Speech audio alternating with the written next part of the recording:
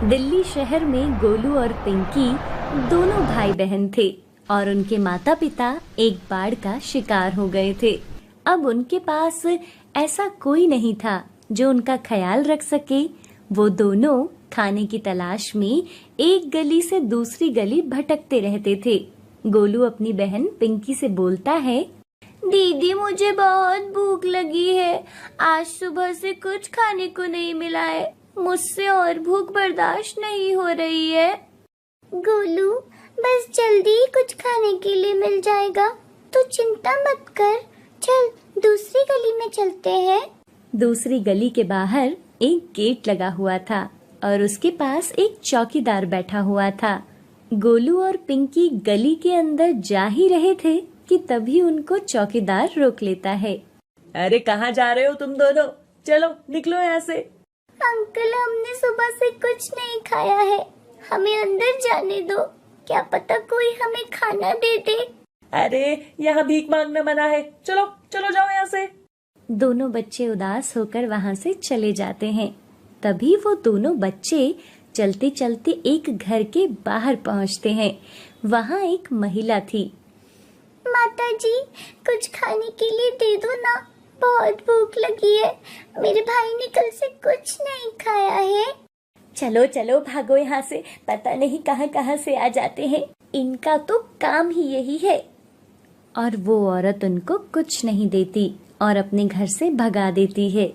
गोलू भूख से बेहाल हो रहा था और वो सुबह से चलकर बहुत थक गया था। चलते चलते वो दोनों एक बड़े से घर के सामने आकर रुक जाते हैं और आवाज लगाते हैं, सुनिए, कोई खाना खिला दो हमें।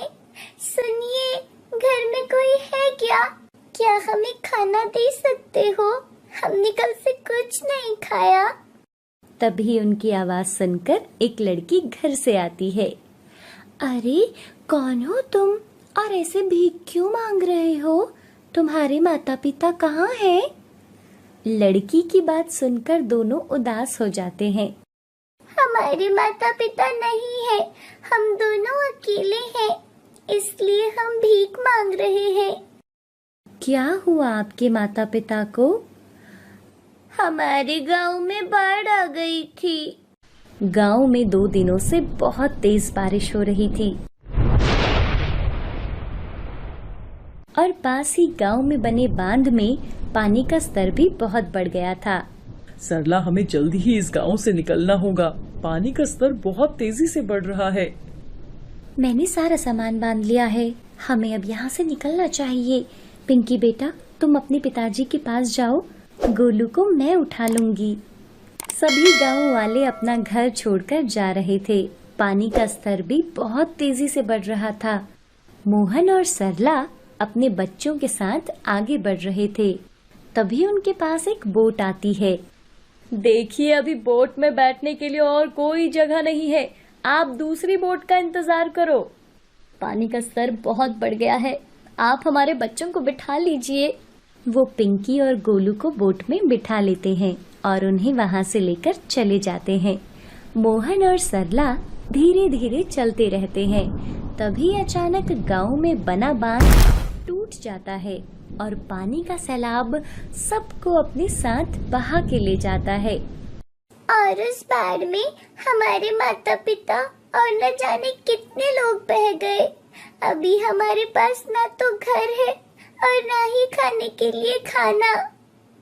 अच्छा, तुम दोनों यही रुको, मैं अभी तुम्हारे लिए कुछ खाने को लाती हूँ। और वो लड़की अंदर खाना लेने चली जाती है। गोलू और पिंकी घर के बाहर बैठकर उस लड़की का इंतजार करने लगते हैं और तभी उस घर में एक गाड़ी आती है और उस गाड़ी में से एक महिला बाहर निकलती है और जैसे ही वो गोलू और पिंकी को देखती है, वो चिल्लाते हुए उनको बोलती है, कौन हो तुम और यहाँ मेरे घर के आगे क्यों बैठे हो? निकलो यहाँ से, पता नहीं कहाँ कहाँ से आ जाते हैं। वो औरत बहुत ही अमीर और घमंडी थी। जी, हमें भूख लगी है, वो दीदी हमारे लिए अंदर खाना लेने गई है। ये काव्या भी पता नहीं किस किस को बिठा लेती है। तुम दोनों उठो और भागो यहाँ से जल्दी से। और वो औरत गोलू और पिंकी की कोई बात नहीं सुनती और उनको घर से भगा देती है। तभी वो लड़की काव्या खाना लेकर घर से बाहर आती है और वो देखती है कि वो दोनों बच्चे तो वहां पर है नहीं। अरे, ये दोनों बच्चे कहाँ चले गए? फिर वो अपनी माँ को देखती है, वो गाड़ी साइड में लगा रही थी। माँ, यहाँ 2 बच्चे थे, क्या आपने उनको देखा? बेचारे 2 दिन से भूखे थे, उनको बहुत भूख लगी थी। मैंने तो यहीं बैठने को कहा था, पता नहीं कहाँ चले गए। मैंने उनको भगा दिया। तुम ऐसे किसी की भी बातों में मत आया करो। तुम्हें कितनी बार समझाया है कि ये सिर्फ गरीब दिखते हैं, लेकिन ये बहुत चालाक होते हैं। मौका मिलते ही चोरी करके रफू चक्कर हो जाते हैं। माँ, वो बहुत अच्छे थे। उन बच्चों के माता पिता बाढ़ में बह गए थे, अब उनका कोई नहीं है, इसलिए वो भीख मांगकर अपना गुजारा कर रहे हैं। काव्या की माँ उसकी बात नहीं सुनती और वो दोनों अंदर चले जाते हैं और काव्या भी अपने कमरे में चली जाती है। लेकिन अभी भी काव्या उन बच्चों के बारे में सोच रही थी। पता नहीं उन बच्चों को कहीं खाना मिला होगा भी या नहीं। और काव्या भगवान से प्रार्थना करती है, हे केशव, जैसे आप हमेशा मेरे साथ देते हो, वैसे ही उन बच्चों पर भी अपनी कृपा करना। और दूसरी तरफ गोलू और पिंकी खाने के लिए दर दर भटक रहे थे। दीदी दीदी, मैं बहुत थक गया हूँ, चलो ना कहीं बैठ जाते हैं। ठीक है गोलू, आगे कोई पेड़ दिखेगा तो हम वहाँ थोड़ी देर बैठकर आराम कर लेंगे। तभी वो एक पेड़ के नीचे बैठ जाते हैं। दीदी, अगर हमें कोई भी खाना नहीं देगा तो हम ऐसे ही भूखे मर जाएंगे। गोलू, तो यहीं आराम कर, मैं उस मंदिर के पास जाकर देखती हूँ। पिंकी मंदिर की तरफ जाती है। तभी उसे रास्ते में एक औरत मिलती है। वो एक फूल वाली थी। उसके ठेले का पहिया एक खड्डे में फंस गया था। पिंकी उसके पास जाती है। क्या मैं आपकी मदद करूं? हाँ बेटा, मेरा ठेले का पहिया इस खड्डे में फंस गया है, तुम मेरे साथ इसको धक्का लगवा दो। पिंकी उस औरत के साथ ठेले पर धक्का लगवाती है और ठेला खड्डे से बाहर आ जाता है। धन्यवाद बेटा। क्या नाम है तुम्हारा? मेरा नाम पिंकी है। आंटी, क्या आपके पास कुछ खाने के लिए है? मेरा भाई सुबह से भूखा है। बेटा, अभी तो मेरे पास कुछ नहीं है। क्या तुम यहाँ अकेले हो? हाँ, हम दोनों ही एक दूसरे का सहारा है। उसकी बात सुनकर उस औरत को उन पर दया आ जाती है। मेरा नाम सुधा है, तुम मेरे साथ घर चलो, मैं वहाँ तुम्हें कुछ खाने को दे दूंगी। मेरा घर यहीं पास में ही है। पिंकी और गोलू सुधा के साथ चल देते हैं। घर पहुंचकर सुधा उन दोनों को खाना देती है। दोनों बच्चे खाना खाने लगते हैं। उसको खाना खाते देखकर लग रहा था कि वो दोनों बहुत दिनों से भूखे हैं और उन्होंने कुछ नहीं खाया। दोनों की ये हालत देखकर सुधा की आंखों में आंसू आ जाते हैं। धन्यवाद आंटी जी। तुम्हारे माता पिता कहाँ हैं और तुम यहाँ कैसे आए बेटा? हमारे गांव में एक दिन बाढ़ आ गई थी। हमारे माता पिता और गांव के बहुत सारे लोग उसमें बह गए। अब इस दुनिया में हमारा कोई सहारा नहीं है। आज बहुत दिनों के बाद हमें अच्छे से खाना नसीब हुआ है। तुम खुद को अकेला मत समझो, मैं यहाँ अकेली रहती हूँ, तुम चाहो तो मेरे साथ रह सकते हो। बच्चे उसके साथ रहने के लिए मान जाते हैं। अब पिंकी और गोलू सुधा के साथ ही मंदिर के बाहर फूल माला बेचने में उसकी मदद करने लगे थे और वह एक परिवार के रूप में एक साथ रहने लगे। अब ये दोनों बच्चे गोलू और पिंकी भी इस काम में सुधा की मदद करते थे। दोनों बच्चे सुधा के साथ बहुत खुश थे और वो उसे माँ कहते थे। एक दिन, बच्चों, कुछ दिनों में जन्माष्टमी आने वाली है। उस दिन मंदिर में बहुत से श्रद्धालु आते हैं। उस दिन हमें और ज्यादा फूलों की जरूरत होगी। हमें उस दिन जंगल से ज्यादा फूल लेने हैं ताकि हमें उस दिन ज्यादा मुनाफा हो सके। माँ, ये जन्माष्टमी क्या होती है? इस दिन क्या हुआ था? बेटा, इस दिन देवकी माता ने कारावास मतलब जेल में श्री कृष्ण भगवान को जन्म दिया था। जेल में? पर वो क्यों? वो जेल में क्यों थे? श्री कृष्ण की माँ देवकी और पिता वासुदेव को कंस ने बंदी बनाकर जेल में डाल दिया था। माँ, ये कंस कौन था? उसने उनको कारावास में क्यों डाला?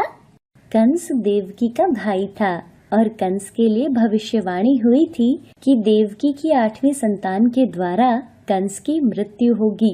इसलिए कंस ने देवकी और वासुदेव को कारावास में डाल दिया था और वो उनकी संतान को मारना चाहता था। माँ, ये कंस बुरा इंसान था क्या? हाँ बेटा, लेकिन जब श्री कृष्ण का जन्म होता है तो वासुदेव श्री कृष्ण को सबसे छिपाकर यमुना पार यशोदा माता के पास छोड़ देता है। सुधा की बात सुनते सुनते गोलू और पिंकी सो गए थे। फिर सुधा भी सो जाती है। अगले दिन, जल्दी उठो बच्चों, आज हमें बहुत सारे फूल लाने हैं और उनकी मालाएं बनानी है। तुम्हें याद है ना, जन्माष्टमी आ रही है। हाँ माँ, हमें याद है। सुधा अपनी ठेली लेती है और गोलू और पिंकी के साथ जंगल में फूल लेने जाती है। जंगल में पहुंचकर तीनों सुंदर सुंदर फूल तोड़ने लगते हैं। तभी सुधा की चिल्लाने की आवाज आती है। आ! एक सांप सुधा के पांव को काट लेता है। बचाओ, बचाओ, सांप, सांप, मुझे सांप ने काट लिया। सुधा की आवाज सुनकर पिंकी और गोलू दोनों भागकर सुधा के पास आते हैं और वो देखते हैं कि एक सांप वहाँ से जा रहा था। माँ जी, आप घबराओ नहीं, हम अभी आपको डॉक्टर के पास ले जाएंगे, आपको कुछ नहीं होगा। गोलू, तो जल्दी जा, किसी को बुला कर ला, हमें जल्दी इनको डॉक्टर के पास ले जाना होगा। हाँ दीदी, मैं अभी किसी को बुला कर लाता हूँ। गोलू भागता हुआ जा रहा था, लेकिन जंगल में दूर दूर तक कोई दिखाई नहीं दे रहा था। कोई है? बचाओ, बचाओ, मेरी माँ को सांप ने काट लिया है, कोई हमारी मदद करो। तभी अचानक वहाँ एक लड़का आता है और गोलू को बोलता है, क्या हुआ तुम्हारी माँ को, क्यों रो रहे हो तुम? मेरी माँ को एक सांप ने काट लिया है, उनको डॉक्टर के पास ले जाना है, हमारी मदद करो। कहाँ है तुम्हारी माँ? चलो मेरे साथ। और गोलू उस लड़के को अपनी माँ के पास ले जाता है। उनकी माँ नीचे गिरी हुई थी और पिंकी उनके पास बैठकर रो रही थी और वो मदद के लिए चिल्ला रही थी। अरे, ये तो बेहोश हो गई है, इनको जल्दी डॉक्टर के पास ले जाना होगा। लड़का वहाँ पड़ी ठेली को सुधा के पास लाता है और सुधा को उस ठेली पर लेटा देता है और उसे डॉक्टर के पास ले जाता है। डॉक्टर, इनको सांप ने काट लिया है, आप जल्दी इनका इलाज करो। डॉक्टर सुधा का इलाज करते हैं और जल्दी ही सुधा भी ठीक हो जाती है। जब सुधा को होश आता है तो पिंकी और गोलू सुधा के पास ही बैठे थे। तुम दोनों ने आज मेरी जान बचा ली। हमने नहीं माँ, आपकी जान तो उस भाई ने बचाई है जो आपको यहाँ लेकर आए। गोलू उस लड़के को देखने बाहर जाता है और वो देखता है कि वो लड़का वहाँ से जा चुका था। फिर वो तीनों घर चले जाते हैं। रात के समय, बच्चों कल जन्माष्टमी है और मैं तो कल फूल तोड़ने जा नहीं पाऊंगी। अब तुम दोनों को ही कल सारा काम करना होगा। क्या तुम दोनों फूल तोड़कर मंदिर में बेचने जाओगे? हम दोनों कल फूल ले भी आएंगे और मंदिर के पास बेच भी लेंगे। अगले दिन गोलू और पिंकी सुबह सुबह उठते हैं और सुधा से बोलते हैं, माँ, हम जंगल में फूल लेने जा रहे हैं, वहीं से मंदिर चले जाएंगे और वहीं कुछ खा लेंगे। ठीक है बेटा, पर अपना ध्यान रखना, जंगल में जहरीली सांप भी है।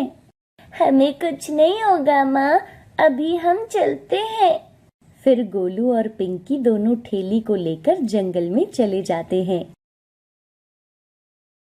और वहाँ फूल तोड़ने लगते हैं। गोलू, तुम ध्यान से फूल तोड़ना, यहाँ कल की तरह सांप भी हो सकता है। आप भी दीदी ध्यान से तोड़ना। फिर दोनों फूल तोड़ने लगते हैं। तभी वहाँ वो कल वाला लड़का आ जाता है जिसने उनकी मदद की थी सुधा को हॉस्पिटल ले जाने में, और उसके हाथ में एक माखन की मटकी थी। तुम दोनों आज फिर यहाँ क्या कर रहे हो? अरे भैया आप, हम यहाँ फूल लेने आए हैं। आज जन्माष्टमी है, हम फूल मंदिर में ले जाकर बेचेंगे। गोलू उसके हाथ में इतना सारा माखन देखकर बोलता है, अरे इतना सारा माखन? हाँ माखन, तुम खाओगे? माखन तो बहुत स्वादिष्ट होता है। वो लड़का गोलू और पिंकी को भी माखन देता है और उनके साथ फूल भी तोड़ता है। उनकी पूरी थैली फूलों से भर जाती है। भैया अब हमें जाना होगा, लोग मंदिर में आना शुरू हो गए होंगे। और वो दोनों वहाँ से आ जाते हैं। मंदिर में जाकर दोनों फूल बेचने लगते हैं। फूल ले लो, ताजे ताजे फूल ले लो। ऐसे आज उन दोनों के सारे फूल बिक जाते हैं और आज उन्होंने पहले से कहीं ज्यादा पैसे भी कमाए थे। फिर वो दोनों घर जाते हैं और सुधा को सारी बात बताते हैं कि आज कैसे उस लड़के ने उनकी मदद की और उनको खाने को माखन भी दिया, और मंदिर में भी उनके फूल सबसे पहले बिक गए और उनको ज्यादा मुनाफा हुआ है। जय श्री कृष्ण। ये सब ठाकुर जी का कमाल है बच्चों। खुद श्री कृष्ण तुम्हारी मदद के लिए आए थे और तुम दोनों को प्रसाद देकर गए। क्या श्री कृष्ण भगवान खुद हमारे पास आए थे? तो क्या वो भैया श्री कृष्ण भगवान थे? हाँ बेटा, वो खुद मुरली मनोहर तुम्हारे पास आए थे और तुम्हें माखन खिलाकर गए हैं। फिर वो तीनों श्री कृष्ण भगवान का धन्यवाद करते हैं और रात 12 बजे जब श्री कृष्ण भगवान का जन्म होता है, वो तीनों मंदिर जाते हैं और उनकी जय जयकार करते हैं। जय श्री कृष्णा, जय श्री कृष्णा। तो दोस्तों, कैसी लगी हमारी वीडियो? अगर हमारी वीडियो अच्छी लगी तो हमारे चैनल को सब्सक्राइब करो एंड लाइक करो और बेल आइकन भी ऑन कर देना कि जो भी वीडियो अपलोड हो जरूर आपके पास आए।